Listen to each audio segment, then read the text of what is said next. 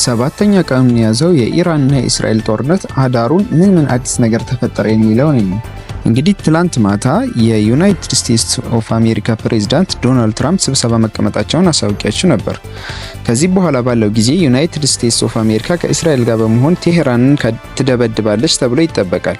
በዚህ ጉዳይ ላይ ኢራን ለዩናይትድ ስቴትስ ኦፍ አሜሪካ መልእክት አስተላልፋለች።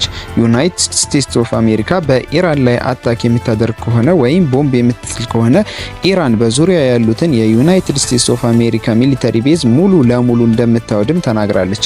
ይህ የሚሆነው ግን ዩናይትድ ስቴትስ ኦፍ አሜሪካ ጦርነቱ ላይ ከገባችበት ብቻ ነው ብላለች። በተጨማሪም ዩናይትድ ስቴትስ ኦፍ አሜሪካ ጦርነቱን ከጀመረች እስራኤል የምትባል ሀገር አትኖርም ስትልም ዝታለች። በሌላ ዜና ማታ ኢራን የእስራኤልን ዋና ከተማ መደብደብ መጀመሯን ገልጬላችሁ ነበር። እንግዲህ አሁን ላይ እየወጡ ያሉትን መረጃዎች ይህንኑ ነው የሚያሳዩት። በርካታ ሚሳኤሎች ወደ እስራኤል ሲሄዱ እንደነበር ቪዲዮዎች ወጥተዋል። በተጨማሪም የእስራኤል ዜጎች በቦምብ መጠለያቸው እንዲገቡም ተደርጎ ነበር።